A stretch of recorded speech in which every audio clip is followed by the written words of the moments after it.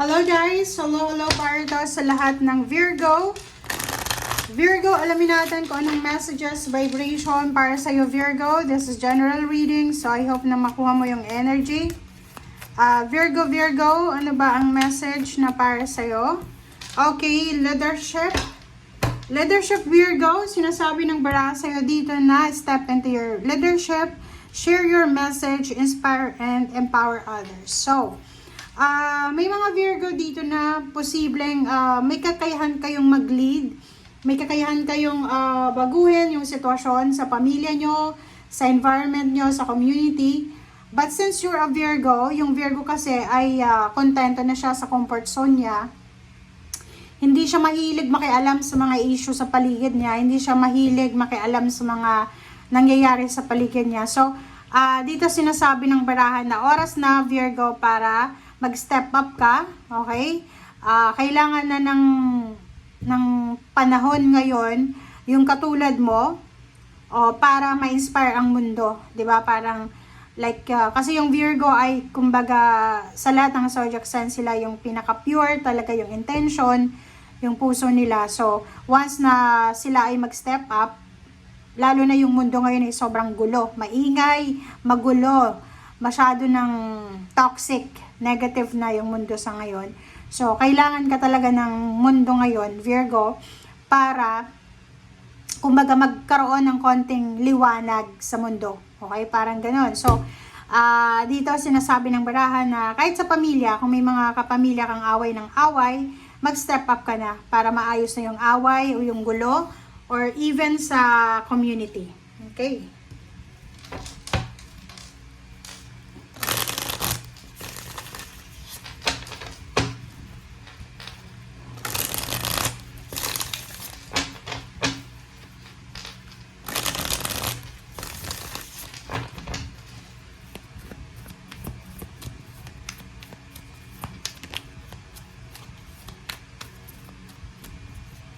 Okay.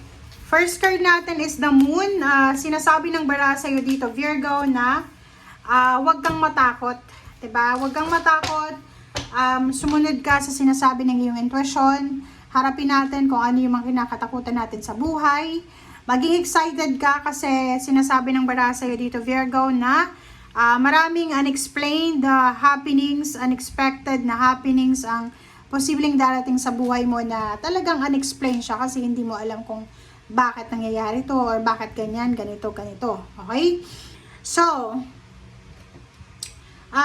sinasabi ng baraha mo dito, Virgo, na isang unexpected na occasion, it's like family occasion, celebration, ang posibleng dadaluhan mo or posibleng mangyayari sa'yo this month of May and June. So, maraming okasyon. So, ibig sabihin, may birthday celebration ng family, may graduation, may homecoming, despedida party, may maraming rason, maraming, kumbaga, rason para maging masaya, para maging happy, para maging kontento, para maging satisfied ka.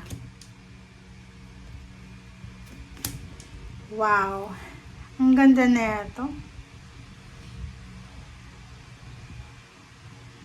May Virgo dito na posibleng makakatanggap ka ng kumbaga gift or maybe financial offer from your loved ones or from someone na nagmamahal sa'yo or pwedeng nagkikare sa'yo. Etong Queen of Pentacles na to is money. Okay? Lump sum of money or pwedeng stability sa money. Pwedeng siya, higher salary. So, pwedeng may mag-offer sa'yo ng trabaho and then yung trabahong yan ay mataas yung sweldo, posibleng kapamilya mo siya. So, pwedeng yung kapatid mo nangangailangan ng assistant and babayaran ka niya sa kung ano man yan na assistance na pwede mong ibigay sa kanya. Or pwedeng isang kapamilya ang posibleng mag-o-offer sa'yo ng trabaho in exchange of money. Okay, so yung mga Virgo dyan na financially unstable, may mga Virgo na namumroblema sa kanilang finances. Dito sinasabi ng bara sa'yo na yung King of Rods and Emperor, sinasabi sa'yo na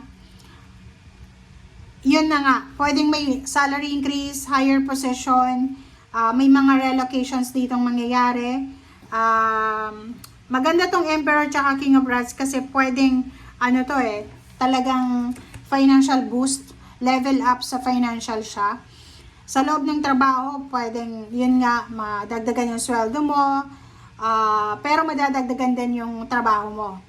Yung iba sa inyo dyan, makakatanggap kayo ng appreciation or pwedeng recognition from the company or from your employer for the job well done or pwedeng sa community. Yung iba sa inyo dito, Virgo, ay busy kayo ngayong buwan ng Mayo and June. May and June ay sobrang busy month para sa lahat ng Virgo. Okay, sa usaping pera, sinasabi sa dito, Virgo, ng barahan na may pera ka man or wala, may savings ka man or wala, may trabaho ka man or wala, make sure na i-manage natin ng mabuti ang ating finances. Ibig sabihin, matuto tayong magtipid, matuto tayong maging mapasensya. Kasi, pag wala tayong pasensya, spend lang tayo ng money na hindi natin iniisip kung may kukunin pa ba tayo next month, next week, or next days. Virgo, sinasabi ng baraha, yun na nga, maraming selebrasyon ang mangyayari, maraming pera ang darating. Pwedeng yung Virgo na to na magse-celebrate ay yung Virgo na nag-a-apply siya ng trabaho. Posibleng makapasok siya sa trabaho ina-applyan niya.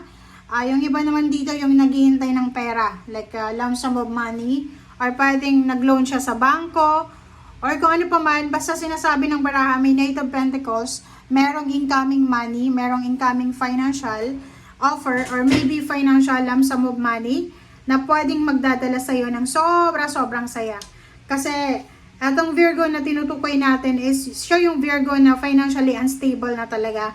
Yung parang said na yung bangko niya. Okay. So, dito naman, sinasabi ng baraha na exciting na decision making ang gagawin mo, Virgo. Isang napaka-exciting na decision ang gagawin mo. Pwedeng yung decision na to is mag-travel, lumipat ng bahay, lumipat ng city, lumipat ng bansa, mag-diet. Ang dami-dami mo ditong ma-realize na kailangan mo nang gawin, kailangan mo nang simulan. Nalalabas ka talaga sa comfort zone mo. Pwedeng lalabas ka ng probinsya. Yun ang nakikita natin.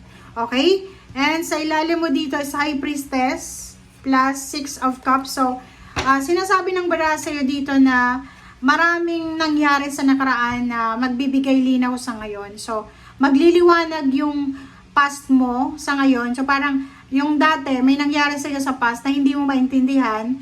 And ngayon mo maintindihan kung bakit nangyari yon. Okay? Thank you guys for watching and see you again. Bye!